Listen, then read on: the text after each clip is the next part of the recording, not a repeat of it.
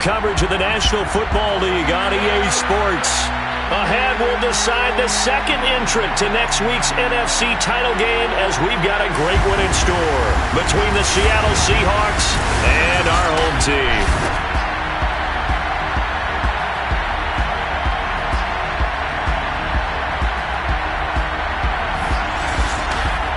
Hello, everyone. As the postseason continues here on EA Sports, we're pleased to bring it to you. Alongside Charles Davis, I'm Brandon Gaudin. And who has the edge here? You got one side that had some extra rest, but another comes in off a win last night.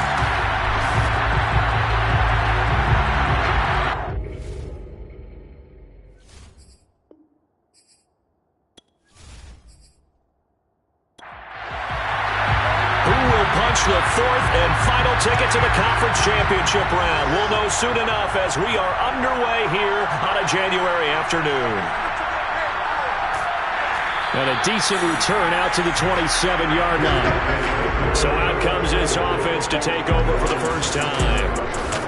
At a glance here at their quarterback, standing 6'3". And he and his team, they were the beneficiaries of a first-round bye earned by a tremendous regular season. He'd been a little bit nicked up, so he could use the rest. And I'm sure his teammates felt the exact same way. But now it'll be interesting to watch their first few drives in this one. Because sometimes getting the rest is great, but sometimes you accumulate a little bit of rest as well. Maybe they come out flat, and they can't afford that in the postseason. So here's a 1st and 10 at the 38. Back to throw here. He's got the connection to Cooper. They'll contain him to just 4. 2nd down. Oh, it's time to give a little credit there to the defense. They played that very well because it was a drag route, and he ran a little shallower than normal as he worked straight across the field. He was hoping he'd get lost behind the defensive line, but once he made the catch, nowhere to turn upfield and gain any yardage. On 2nd down, it's French, and he'll take this for about 4 up to the 46-yard line. When you find that kind of yardage, you couldn't be more confident as a ball carrier. And guess what? You're going to go back and tell your offensive coordinator, I'd like to keep carrying it, thank you. It'll be a nickel look here for the Seahawks on 3rd down. They'll look to throw. Pressure comes. He's taken down by the Seahawk defense. Looks like a 9-yard loss, and it also brings up 4th. It always helps for a visiting team to come in and set the tone on defense. In fact, when we talked with them prior to the game, they said they wanted this home crowd to feel like they had to hide their valuables when they were in town. Well, the home crowd quiet now early. See if their offense can take over and get some points on the board.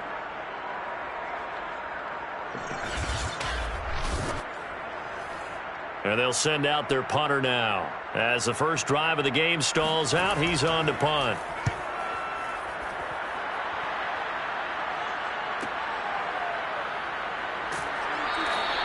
We'll call that a 47-yard punt, a return of just 3.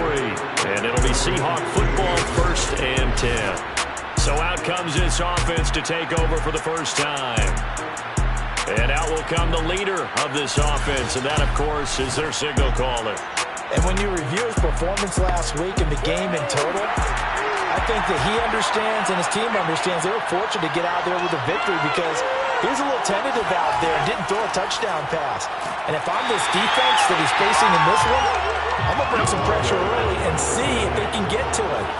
Maybe he's gotten it out of his system, and now he can be a little bit looser and play more to his potential.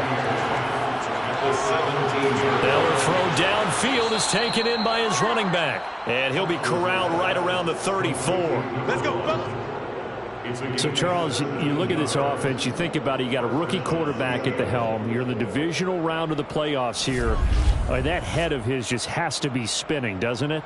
Well, normally you'd have to say yes, but I do think that the way things went last week, how he played in the wild card win, how sensational he was, that'll stop his head from spinning. And now he's in a situation that's getting towards uncharted territory because you've got Joe Flacco, Mark Sanchez, the only 2 rookies doing 2 playoff games in 1 year.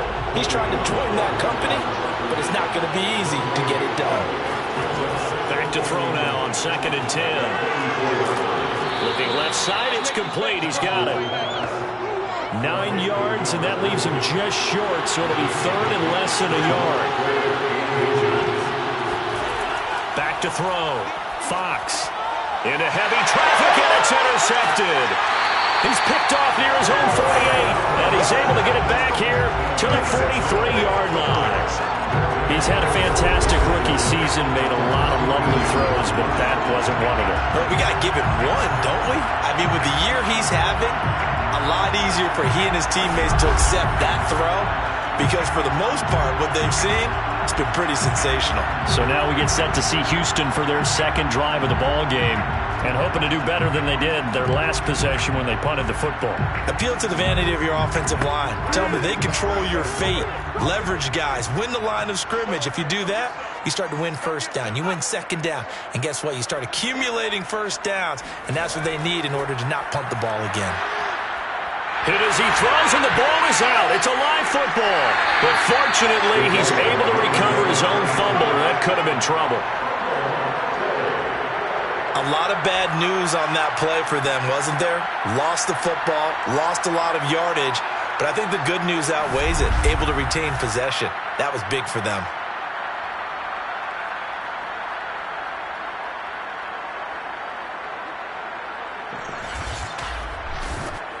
The fumble on first down. Now here's second down. They'll set up to throw. And that'll be incomplete. Took a pretty good shot as he tried to pull that one in. Couldn't hang on, third down. Now on 3rd and long, they'll look to throw. And that is incomplete. Well, they've got man coverage on the outside, and my scouting report on these DBs tells me that they love to take matters in their own hands. They want man coverage, not zone. And there was good coverage there that forced the incompletion. So they bring out their punter as the drive goes backwards, so he's on to punt it away.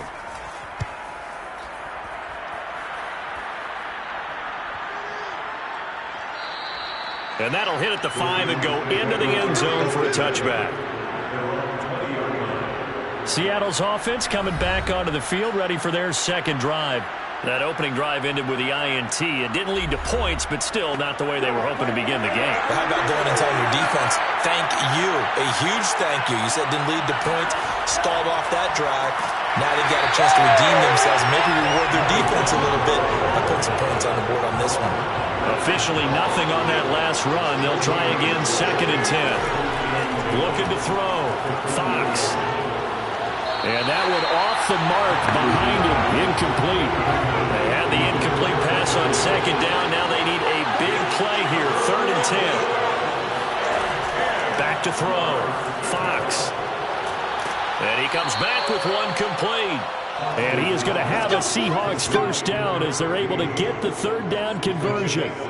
Well, this is an awfully tough route to defend in man coverage because he lines up on the right and then runs a crossing route back to the other side of the field. So as a defender, you're not only trailing him the whole way, you're also looking out for your own guys to make sure you don't get yourself picked off. And then you can't catch up in time to prevent the completion. Clock rolling as we hit the midway point of this first quarter. On first down, Fox. It's a short one here, complete to his tight end. And he'll have it past midfield almost to the 40 before being taken down. When you get a big tight end like this, sometimes it takes more than one man to bring him down. Oftentimes your best bet, just jump on and hold on and wait for your teammates to arrive to help get him on the ground.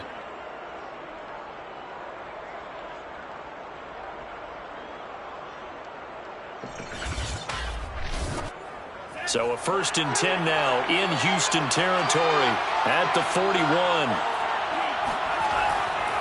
Going to give this time to the tailback. And he's going to get forward for about 5, but that may be coming back. What say you, Mr. Referee?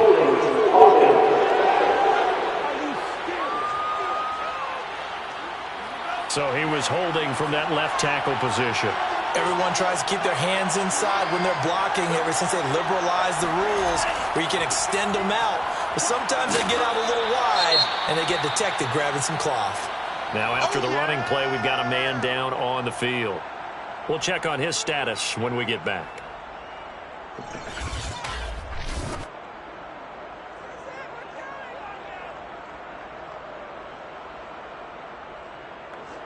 Still 15 yards to go, second down.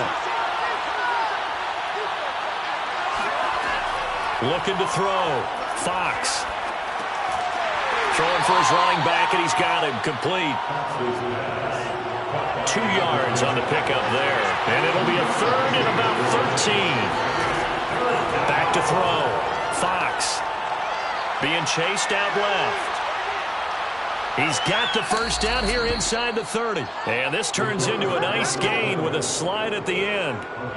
Well, you don't expect too many quarterbacks to be adept at breaking away from would-be tacklers, but this is uncommonly good right here as he's able to get away. Yeah, and at the risk of sounding just a little bit trite, this is just a tackle that needs to be made.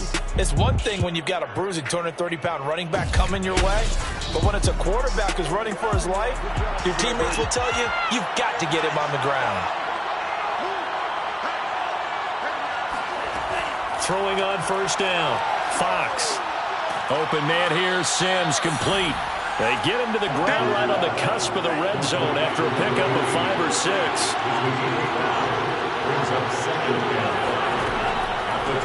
Hands it off out of the gun.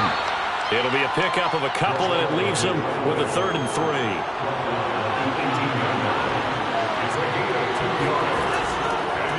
And he'll give it here to his running back. And a loose football. It's going the other way. And a big turnover there as his guys will get the football back. He was trying to do anything he could to get that final little bit for the first down. Instead, he lost the ball. Yeah, and he was short of the first down, but not by much. Trying his best, as you noted, to get there. Sometimes that extra effort can cost you.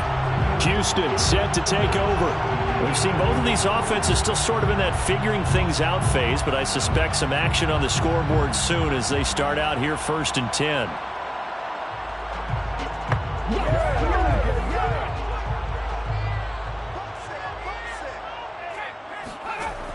They'll come out throwing here to start the drive. The connection made. It's Graham. And he's tackled a yard short of the marker. Good gain of 9 on first down.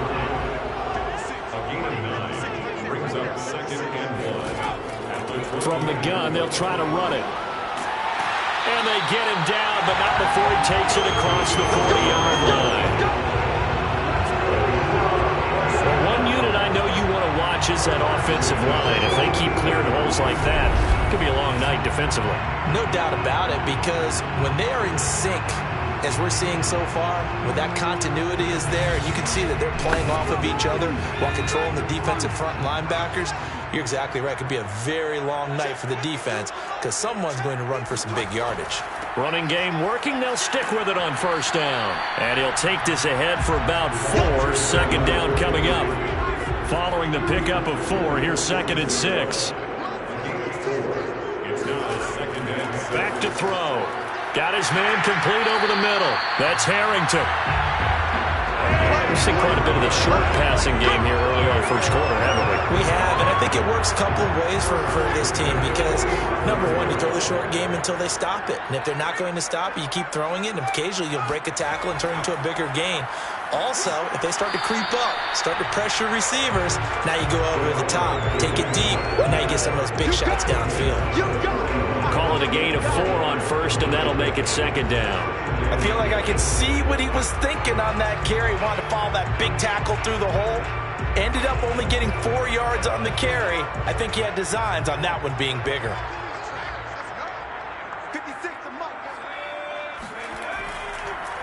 On second down now, it's French. And the lane closes up quickly as he'll get about 3 down to the 38.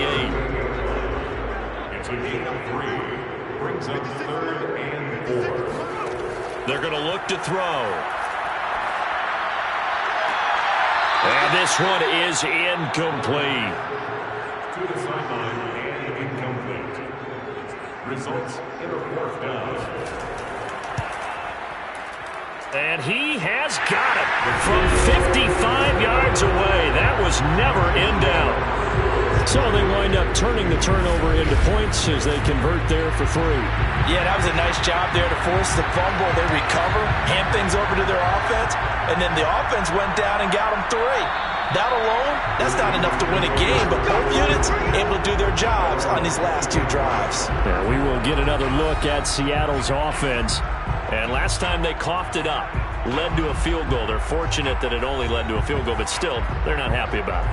Could you sense the relief, though, when they only gave up the field goal and they were able to trot back out on the field and start this drive? A little more pep in their step because they didn't cost their team a touchdown, but they know they've got to do it a lot better than they did on the last possession. The coach will just be relieved, though, if they recoup with a score here, right?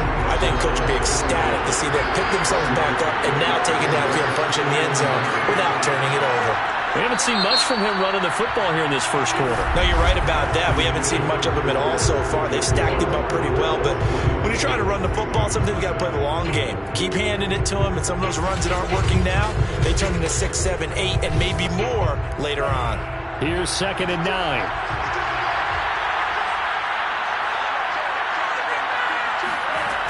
From the gun, 5.